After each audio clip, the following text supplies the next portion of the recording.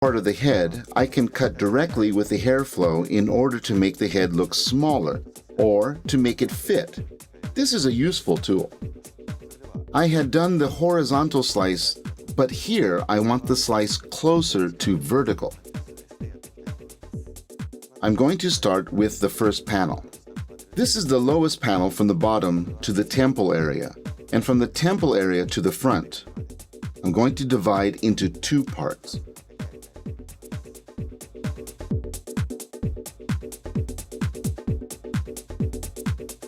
Imagine each hair bundle one by one.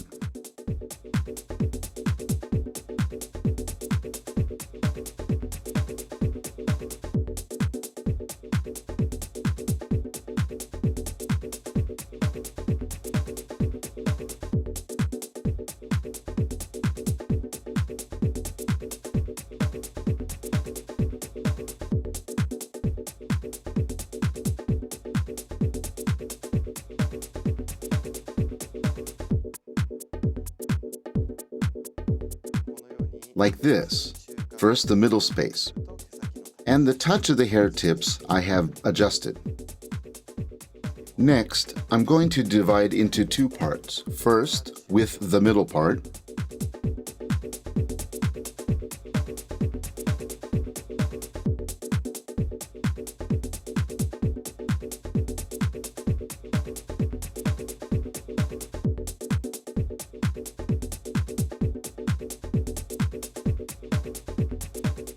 Then the hair tips.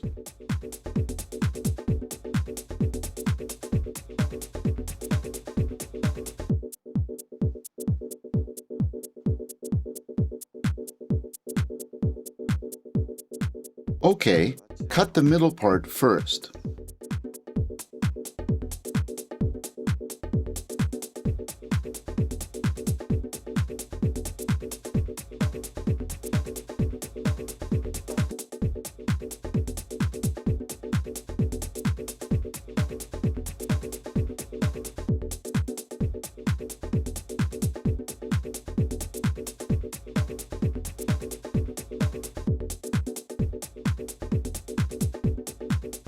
Then adjust a little of the hair tips.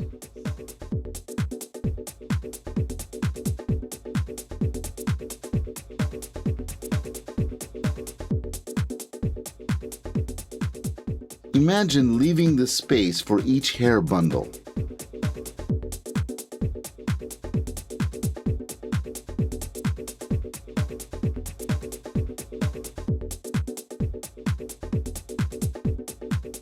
Okay, then I'm going to adjust the hair tips again.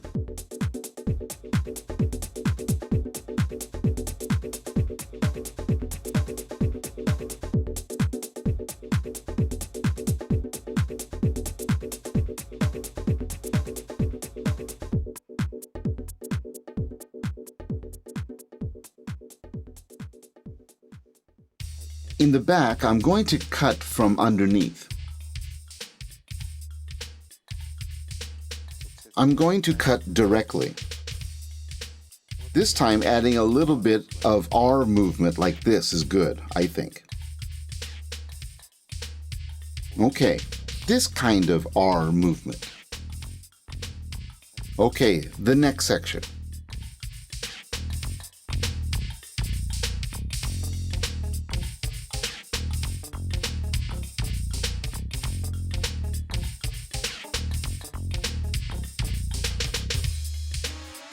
With the image of gradually fitting into the neck area.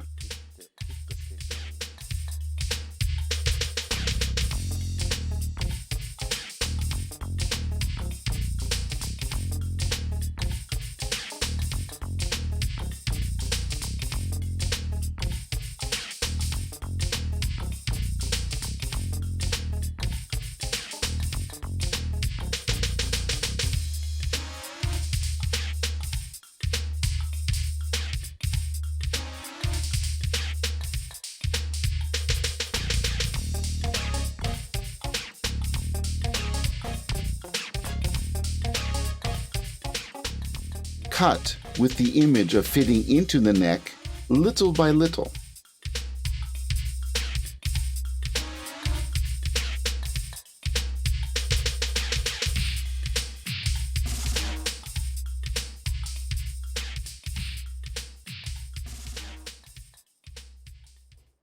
If you get enough length, put some hair on your fingers with the image of making each hair bundle.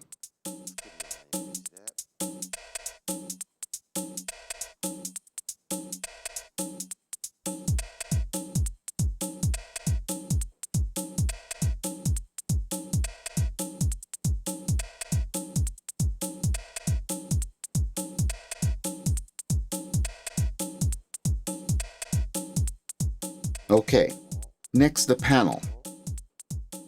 1, 2, 3, 4, 5, 6. I'm going to keep the image of each hair bundle moving like this.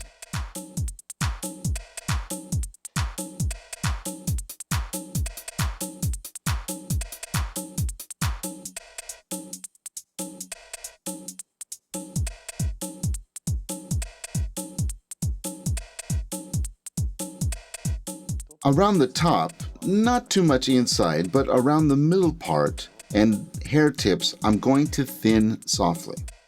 After finishing thoroughly, I'm going to look at the balance and do some more where needed.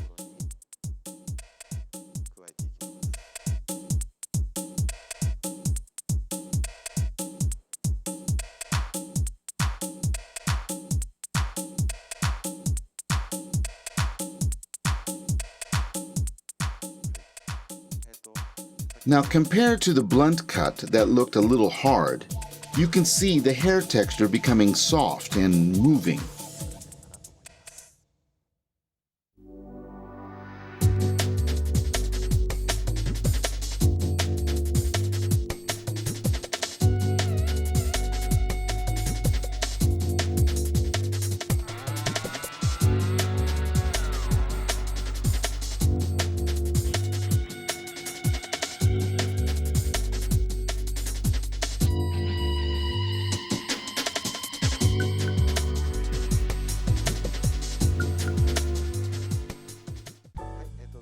Now by using a dry cut, it's a bob style with lots of space on the side. Compared to other cut techniques, combing feels the best with this. The wave of hair movement looks more active and strong compared to the blunt cut. This style is flexible where it can be moved from scratch like this, hold the face line and/or add texture on the back. The hair can change a lot in this style, so this is good, especially for customers who want a soft feeling and a clearness in their hairstyle.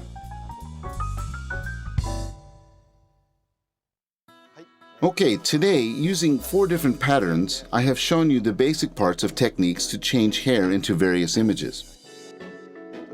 During today's base cut, in this blue section, I first cut around the center radially. Then in the red zone again, from this point, I cut radially. Up to here, it looks fairly lengthwise, but in the green section, everything is pulled in this circular pattern, which makes the whole cut pulling backwards and front downwards design, which has been a common way of cutting. I have done the same cutting technique, but with the cut edge variation, the blunt cut's shiny look has compactness and stillness of the hair tips, a mod-like feeling. Then in a chop cut, some moderate space between the hair tips can be created, which changes the impressions into a fit, round, with a soft feeling. Okay, here into the hair tips, some irregular looks are added. We have learned that these will be added while the hairline should be kept. Then using thinning scissors, 1/3 of the hair tip area will be mainly cut with a soft feeling. You can see the difference between here. This part definitely has more of a soft feeling. Finally, the dry cut. By dry cut, I cut in a way to make lots of space. When I try to move each style, for example, the side over there, the blunt cut, the hair stops, while over here its material is easily moved by wind or heat. Right now, the styling as a whole is straight, but when a permanent and styling gel is added, its design will be more flexible, I feel.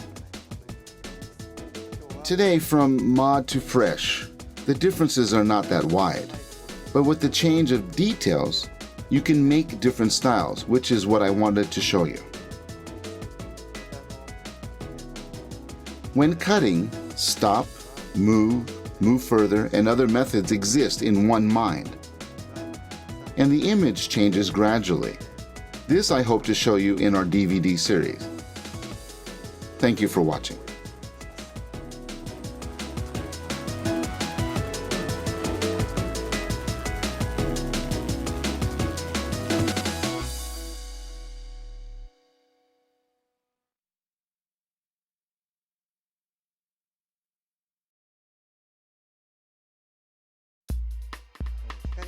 I'm Mr. Takahashi of the Hikari Corporation. You have seen Mr. Hideki Yoshifuji's techniques. In the DVD, he uses Hikari scissors as his tools for cutting hair. I would like to explain in detail about each of our scissors. Please have a look at this.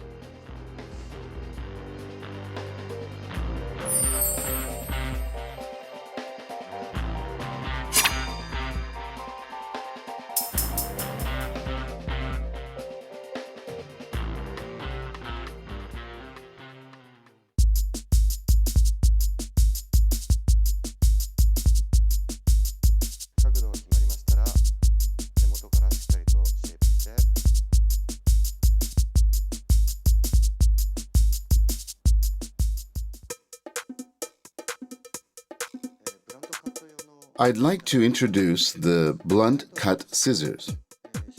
They have a protective guide. This guide can help manage the hair held by your fingers and cut where you want.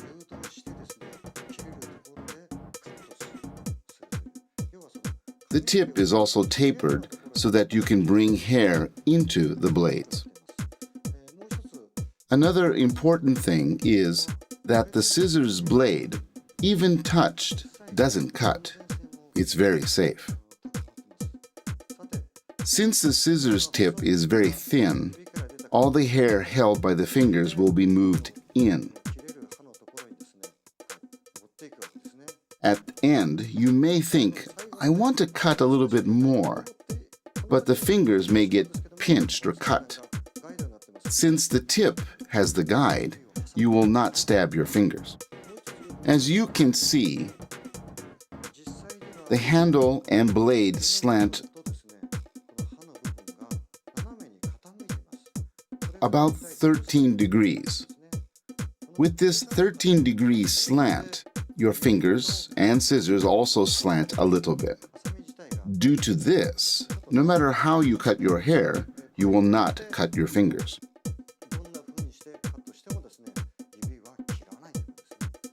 Cutting at an angle, the edge of the hair becomes very sharp, and the hair can be cut straight. Therefore, if you use these scissors in this way, you can easily have a comfortable blunt cut. I'm going to explain another approach using guide scissors. Like in short hair, cutting around the ear from the nape up to here, for the first time, you may get nervous and excited.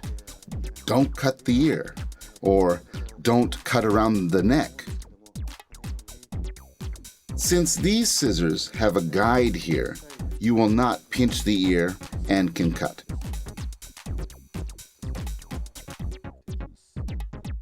Another good approach is when holding hair with your fingers or a comb over here. You can cut straight very easily.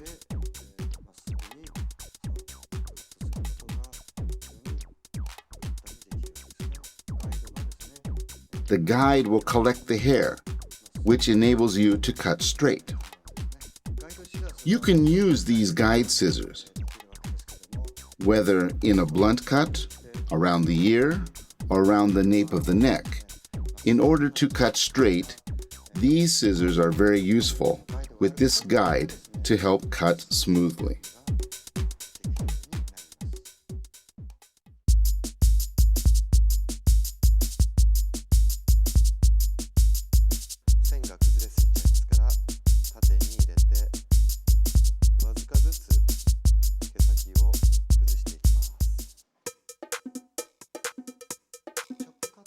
What I'm going to show now is how the texture of a chop cut may vary by the type of scissors. Using the scissors for a blunt cut, the chop cut shows very sharp lines. I do like this with the scissors. A very firm line will come out. On the cut edge, very sharp lines here, here, and here will come out. I will show another by thinning, which will be the texture of a slide cut. By thinning more and more from the root I pull, it becomes a soft-shaped chop cut.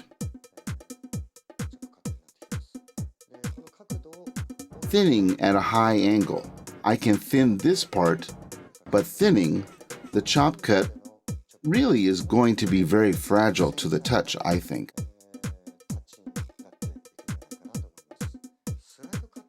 I'm going to do a chop cut with scissors for a slide cut.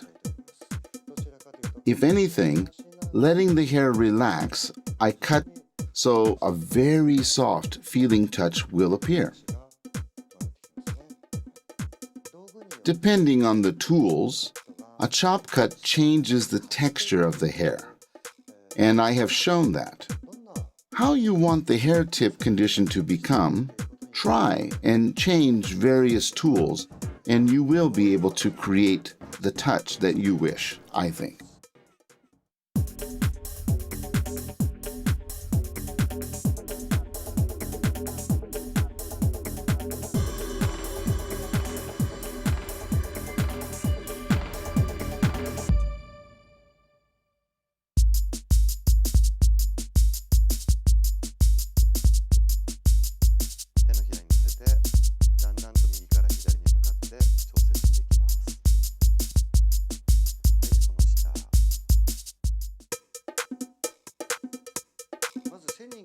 For thinning, there are two kinds of scissors. One is that the comb side has teeth. This side has teeth. Another kind is that the comb side does not have teeth, which is for... First, the thinning scissors with teeth. This comb side enables a firm cut. Like this, I can cut very rigidly. In a flat case, you can slide the scissors and cut. For a fast movement, the hair will not get stuck. So something a customer may say, such as, "Oh, it hurts," won't happen. But if I cut using these with the teeth again very fast like this, the hair sometimes gets stuck. These hook feelings may make our customers very uncomfortable, so these won't be good for this kind of movement. If you want to cut at a high speed, use the scissors without teeth. But if you want to cut firmly, you can cut the hair using the scissors with teeth. You can use them as I have shown you, so select the tool that matches your technique. First with teeth or without teeth, you can choose.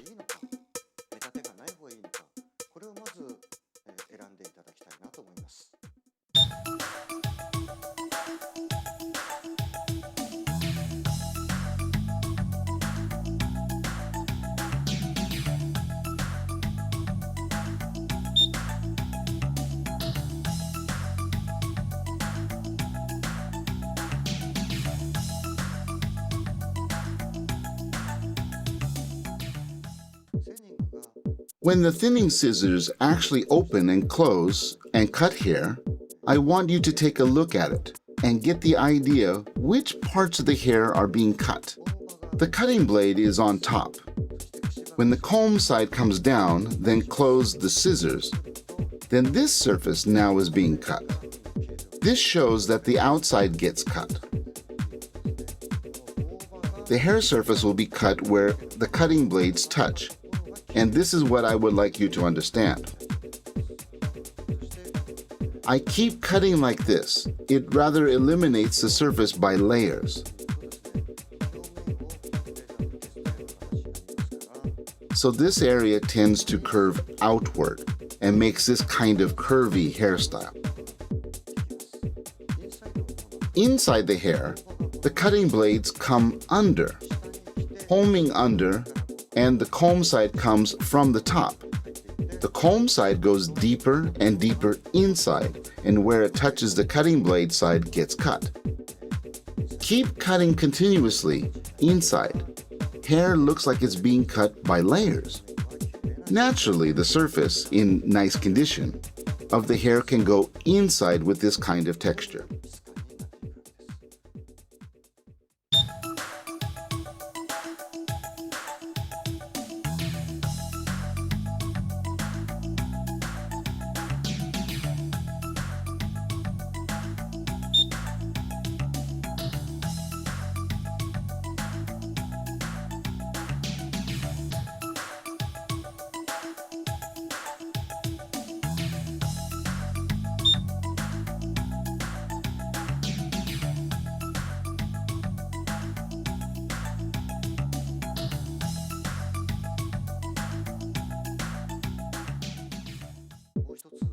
Another way to choose thinning scissors is that you should consider about the percentage of thinning, I think. These are 8 to 10% ratio of thinning scissors. If you cut hair with these, well, here, this thinning, the part that has been cut, is kind of a small amount of hair. These are 20 to 30% ratio of thinning scissors. With these, how does it look if I keep cutting like this? You still won't notice where I cut, but lots of hair does get cut. Finally, 70 to 80% ratio of thinning scissors. It's not like any feeling of thinning. Instead, it's actually a cutting feeling. So I would like you not to cut like this at all. This much of hair gets to cut. This way, the big break will appear, and this is not how you use them. Depending on the ratio or percentage, the amount of hair you can cut will vary. How much you can cut should be in your mind as you keep cutting hair, I hope.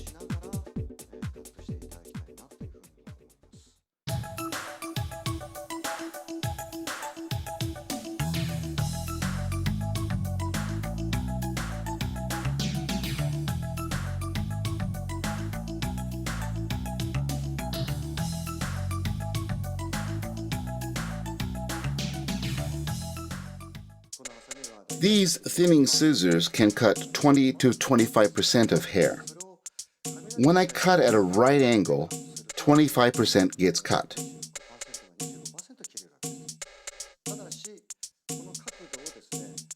But when I cut at a slant like this angle, only half of the hair gets cut. When I apply the thinning scissors parallel to the hair, hardly any hair gets cut. Rather, only 1% or 2% of the hair gets cut. The angle that you engage the thinning scissors changes the percentage also, and this is what I would like you to understand. Existing thinning scissors have solid teeth on the cutting blade side, so by using them to thin hair, hair may get damaged a lot like this. How can we use them then?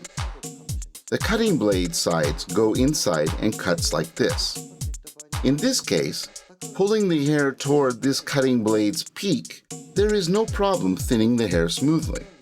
In the same way as the cutting blade side goes inside, but the teeth goes toward the hair tips, right here it gets stuck.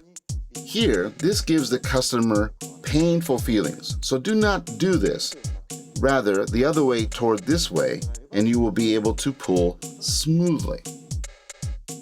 This new one, the C Evo, is made with very special teeth on the cutting blade side.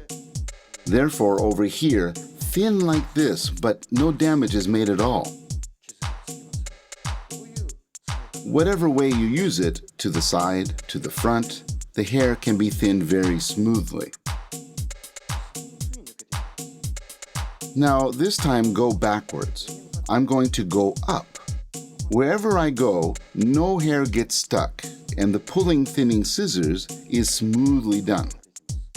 In this way, these are very effective tools in whatever way you use. They will not discomfort our customer, which is a nice tool. These are also new scissors called eye thinning scissors. They also have about 25% ratio, but if you look at the comb side carefully, there is something on the tip that pops out. This is called the guide tooth. With this guide tooth, you can open and close the scissors very smoothly. They never bite the teeth. No matter how much, using your thumb, you push these scissors like this and cut. It doesn't matter. The tips of the teeth are completely flat. From the fourth tooth to the end teeth, they are firm, so you can cut hair firmly.